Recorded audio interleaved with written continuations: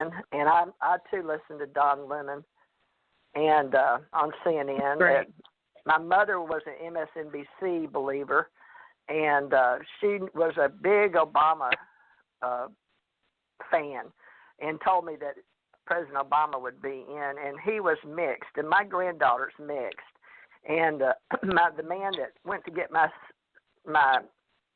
dinner, this is, I would say, predominantly white. I don't know statistically, but I hope the disclaimer played tonight on the show. But he's black, and my granddaughter is half his, and she is beautiful skinned. The browning of America, before Mother didn't even know that her granddaughter was going to be half black. I don't believe. I don't remember, but Mother passed. Well, maybe she did, yeah, because let's see, Kaylee just turned 13, and so Mother died in 2011. So yeah, so she must have been born. So it's hard for me to remember that because I miss my mom. She's on the other side, like Karen said, maybe in heaven. But speaking just he's locally, probably right with you. Well, no, that's fine. I love all the people on the other side that have left us in this dimension paradigm. But I would like somehow to see in my lifetime that the change for the global good, for national security, military security, and no matter what color, red, yellow, black, and white, he is precious in his sight. Jesus loves the little children of the world. I had to learn that as a little girl. Can you hear that timer? No, but okay, Can you hear the stop. timer? You may know where to shut that. Okay, thank you. Let me add that. Okay, let me stop it. Okay. How do you stop it? Okay. There we go. I'm okay. sorry I interrupted. I got it now. Yeah, well, we're not supposed to talk over each other. We're learning how to, the exercise is to learn two things, not to talk over the other people, to let them say they're full, and to be aware how long-winded we all are. We all think everything we say is so important. We just keep talking. So just be aware of... it's kind of like when, like you said, Madam Speaker, the Congress, they get them 10 minutes, and you get 10 minutes, and then they put the gavel down, your time is up. And if they yield they go, I yield to the next person. On my computer, I started at 7:27, 28, 29, 30, 31. It's just now 7:32, and you took up some of my time, so there. Yeah. I was watching it, just so you know. Timer. I have a 5-minute timer on my iPhone, so I'm not looking at a clock. I just hit start, and then it goes bloop, bloop. Okay, so and I don't go back I'm just watching a real clock. I don't even know how to see the time. So okay, so I'm trusting Mr. Apple here. So I apologize if Mr. Apple's not correct, but I'm doing Mr. Apple. So okay, so now we're passing the talking stick to me, and I'm going to hit start, and it's set at 5 minutes, and I have no idea what I'm going to say. Okay, here we go. So that was great, ladies. So, I'm so moved by what's been going on all week. It's been 3-4 months. I quarantined myself early on with the COVID because the ship, the Princess liner, came through, and everybody got off in all 4 major islands. And by the time they got to San Francisco, there were 3,000 people in lockdown in the harbor. And they had, lots of cases, and nobody was letting them on shore. And I went to my husband. I said, "Oh my God, this is it's here in Maui." And I knew there was a delay. They were saying 14 days, but it. I think, and I'm getting some research that it started much earlier. I've had some reports from different people, and they say, I had this thing in November of last year, and I had it in October, and I had it in December. So that was before it broke out in China. So I don't know if we're ever going to get that truth, but there's something that's not being told us. But what really concerned me when everybody started to march was, first of all, I was afraid that they would get hurt because I went through this in 1968, and I'm writing up a short story on how racism has affected me. Can somebody put their phone on mute while somebody else is talking, because I'm getting a lot of feedback. So anyway, or their speaker on mute. So I was afraid. In '68, when Martin Luther King died, I think it was spring, April of 1968, there were 3 places in Pittsburgh that went up in fire. And a few days after the major riots stopped, I walked down with a girlfriend through a district that was still smoldering, thinking that it was not safe to do that. But we decided to do it for some reason, and I just followed her blindly. And nothing happened, and everything was fine. But I remembered Kent State. I remembered the '60s. I remember people getting hurt, and I was very concerned about that. And so I tweeted. I'm following all these threads. You know, I get Pelosi, I get Trump, I get all these people on tweet. I follow them, and so their threads come into my phone or my iPad, and then I will tweet back. Sometimes I'll just retweet because I agree with what they're saying, and sometimes I'll add my 2 cents. So what I did was I said, please, I don't want you to get hurt. I don't want to see more killing.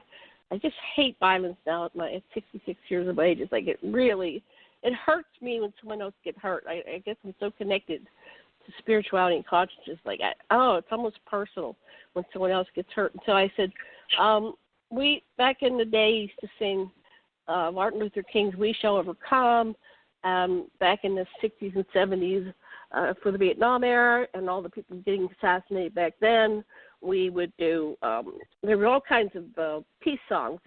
And I said, please just Google the peace songs, start with Martin Luther King's We Shall Overcome, and add a couple of peace songs, bring some guitars in, and then please don't keep walking up to the police, because I saw what they were doing in Washington. They were going up to the police, and the police were backing up, and it was like, you know, somebody's going to panic. Usually somebody, or a provocateur at Kent State just came in and shot the first shot, and within seconds there were 4 beautiful young people dead. And then, of course, they had that song, 4 Dead in Ohio, by Crosby, Stills, Nash and Young.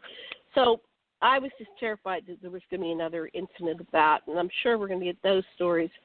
But then yesterday I looked and I saw somebody singing We Shall Overcome, followed by a peace song, and everybody was sitting down, and some of them even laid down because they do that I Can't Breathe. So they stopped being aggressive towards the police. So, and then the police, it's like you can't fight fire. You have to really, at some point, just feel like Gandhi. Gandhi was passive, not aggressive, and of course, those riots were in, he was passive. Okay, I am done. I will pass the talking stick to Karen. Of course, you can do your own subject or answer this. Over to you, Karen. I need to think about this. I can continue a little bit with this. I think it's very important. I think that it's the old song by Jackie DeShannon, What the World Needs Now is Love. That came to me just now. And we really do. And the hurting, and for the children that are coming up in the world right now, the babies, the children, and they're coming into a very hard time. I've had a couple of parents that are my patient clients, and were worried about this very subject, about their grandchildren. And I said, well, I know it's really, from the earth level, it's really hard. It's really terrible what about school will be opening pretty soon and so forth, and how do children do with masks and this, that, and the other. And I said, well, I can see how you feel that way. But I feel that these children, everything is divine, but by what I believe and what I see. It didn't just happen this way. There's a reason that these particular children are here at this time. And I think they're strong, probably stronger than we were, and can handle it, and are here because it's supposed to be, and they will be protected. And I do believe that this is going to come to an end. I feel like that we're going to get past this. But that's what's so important, to take everybody let people learn how to be multidimensional, those places where we can't see physically, and learn how to work there, and we can get the results down here in the physical. It's called synchronicities.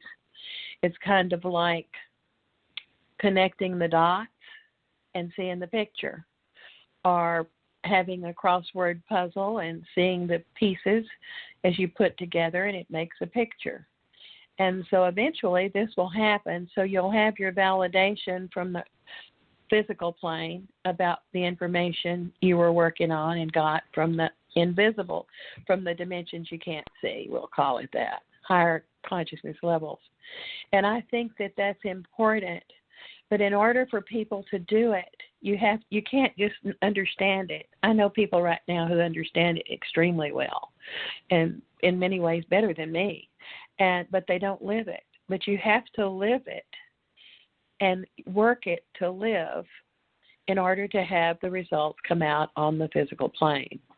And so I think it's important, because I think a lot of the repetition we see over and over again about these race riots and the police and abuse and all the confusion and chaos, it just continues like a circle over and over and over again. And so we need to step out into these other levels and learn, but have a desire, because unless you have a desire to seek or ask questions, you don't do it, because you believe in what you see on the physical plane. And so that's what I think is important to do, is to, I know I'm working with some of my students right now through art, like art therapy, and just telling them, in fact, and we do it virtually.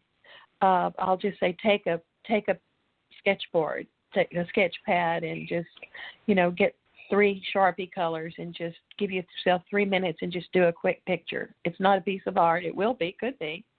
And they do it, and it's amazing what comes out from their thoughts that they can see from that they created. So I'm just thinking of ways that I can help the people who are coming to me, and who you all, I know you all help a lot of people. Janet, I mean, you're fantastic, and so are you, TJ, my goodness. I mean, my students just love to listen to this, to our show, because we're real. I try to be real. I mean, I don't want to be phony. I can't stand it. We have to be normal and real, and, we're here. So that's all I have to say. I know it sounds like I'm repeating the same thing, and I am, because probably I feel very, very passionate about this whole thing. It's time to wake up, because pretty soon there's going to be something even bigger come in, and we need to give them a peaceful awakening, a peaceful welcome, and those are our ET friends. They will come in the physical, but let's give them a good soft landing, okay? Okay, that was perfect. Okay. Out of time. Okay, you're done. Okay, TJ, passing the talking stick to you. You can continue the topic or choose another one. Here we go. All right. Well, I lived in Kentucky, folks, and barbecue is a big, big deal when I lived in Texas. And also, I found it odd in Kentucky. So one year I sponsored chili cook-off, 2003, with another girl, Judy McIntyre. Anyway, she was in the Air Force and I was in the Navy, but we got a lot of press, television stuff, because we did it for the county, and I got my first nonprofit. The federal government said, because I was doing it as a event for the county, or in the county at the park, that I'd get a nonprofit. So we had our first ACE nonprofit, and recognized by the federal government. Of course, I met a gentleman named David McAtee. I think he was from Atlanta, but he was called the Barbecue Man. But I had, not just for chili cook-off, but he reminded me, I don't know how he found out about me, but he wanted to come to my event. And he called me, make sure he wanted a trophy, because I had barbecue too, and he had a stand he brought over. But he wanted to make sure he got his trophy, so I made sure he got his trophy, real sweet. It's just something they didn't cost me much, and I just paid for them out of my pocket. But he got killed recently, and I'm really sad because he's one of the sweetest black men I'd